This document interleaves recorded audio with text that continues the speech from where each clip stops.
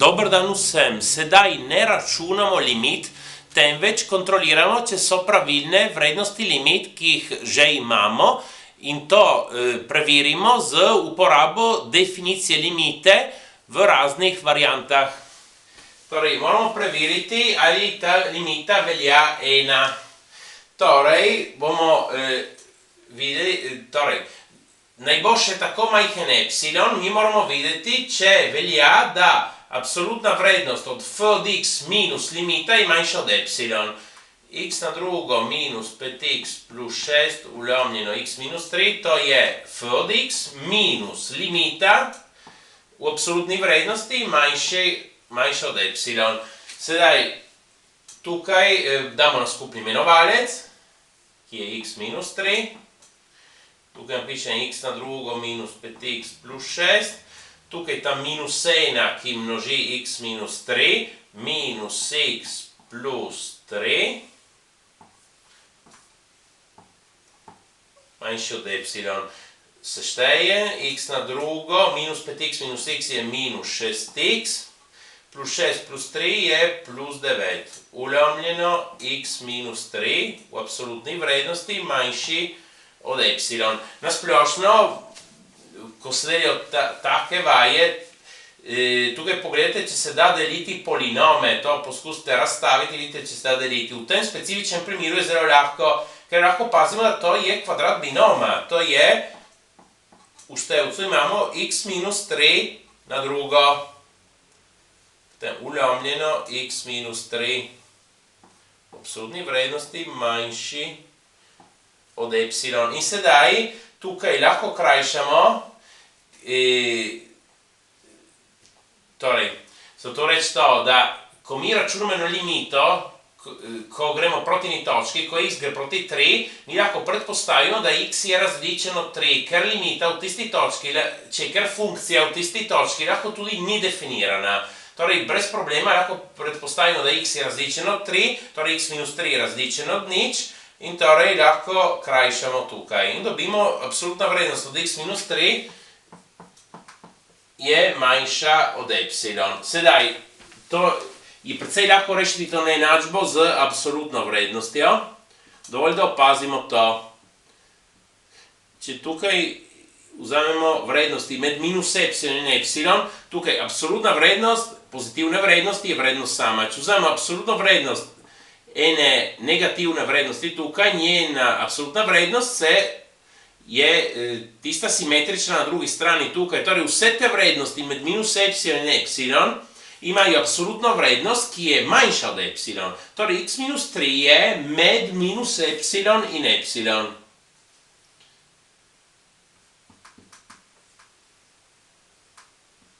Je tukaj. Sedaj, povsod lahko seštejem 3. Dobim 3 minus epsilon manjši od x, manjši od 3 plus epsilon. Torej, to je prav ena okolica od 3, ki smo delili limito, ko gre x proti 3. 3 minus epsilon, 3 plus epsilon je okolica od 3. Torej, naj bo še tako majhen epsilon, obstaja ena okolica od 3, ki je ta, tako da vsi x-i, ki so tukaj, za njihove f od x velja, da absolutna vrednost f od x minus je manjša od epsilon. Torej smo dokazali to limito. Sedaj gremo na eno drugo limito.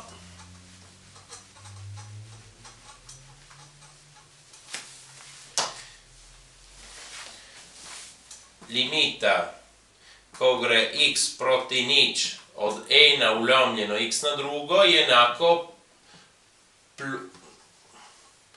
plus neskončnost. Torej, sedaj moramo razmišljati drugače, ker vrednost limite je neskončna. Torej, naj bo še tako velik m, zberemo na vrednost m, naj bo še tako velika, uspemo zmeraj dobiti vrednosti od x-a, za katere f od x je večji od m. Torej, za katere 1 ulomljeno x na drugo je večji od m. Ja, sedaj tukaj bi hotel vzeti obratno vrednost, torej x na drugo in tukaj 1 ulomljeno m, ampak kaj se zgodi tukaj z neenačajem? Dovolj, da pomislimo 2 manjši od 4, če vzamemo obratne vrednosti, 1 polovica, tukaj 1/4, 1 polovica je večja kot 1 četrtina. Tukaj se obrne neenačaj. Prav, sedaj rešimo prirejeno enačbo. X na drugo je enako 1 ulomljeno m. Tukaj naredimo kvadratni koren, torej x je enako plus ali minus 1 ulomljeno koren od m. Koren od 1 je 1. Torej, sedaj tukaj bi lahko razmišljali, kako rešimo neenačbo druge stopnje, ker v tem primeru je zelo lahko, če x na drugo je manjši od te vrednosti, x je med tema dvema vrednostima, torej med minus 1 ulomljeno koren od m in 1 ulomljeno koren od m. X je med tema dvema. In to je tudi ena okolica od nič, ker to lahko mislimo kot nič minus 1 ulomljeno koren od m, nič plus 1 ulomljeno koren od m. Torej, smo v bistvu dokazali, ker naj bo še tako velik m, potem lahko vzamemo velikega, koliko hočemo, naj bo še tako velik, obstaja zmeraj ena okolica od nič, ki je ta, tako da vsi x-i, ki so v tej okolici, njihovi f od x so večji od m. Napravimo še z eno zadnjo limito.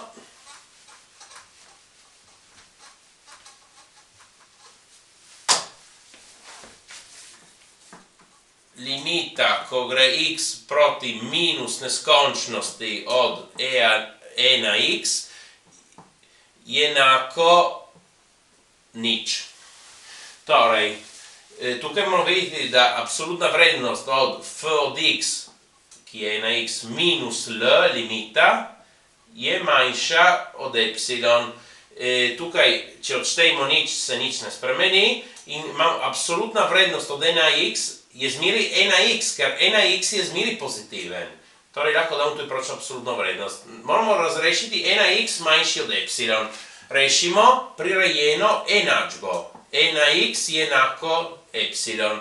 Na obeh straneh logaritmiramo z osnovo e, torej napravimo naravni logaritem. Od 1 na x je enako naravni logaritem od epsilon. Tukaj to je logaritem z osnovo e od 1 na x, torej to je x. X je enako naravni logaritem od epsilon. Sedaj, tukaj to je veljalo za enakost. Za neenakost je boljše, da naredimo eno skico od funkcije 1 na x.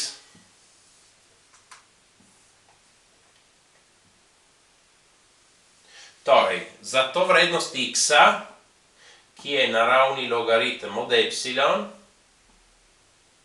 tukaj f od x velja epsilon, ker smo dobili to vrednost prav na ta način. E na x tukaj velja epsilon.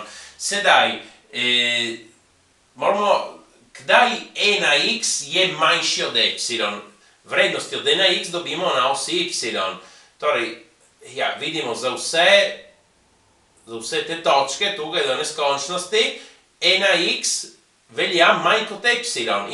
In to kdaj se zgodi? Ko x je manjši od te vrednosti, iščemo rešitev za x. Torej, rešitev te neenačbe je, x je manjši od naravnega logaritma od epsilon. In to nam gre prav, ker tukaj smo dali limito, ko gre x v minus neskončnost.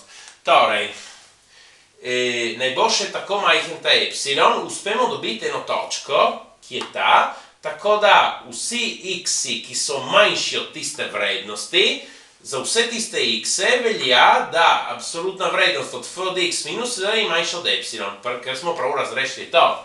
Torej smo dokazali tudi to. Prosim, všečkajte in upišite se. Hvala.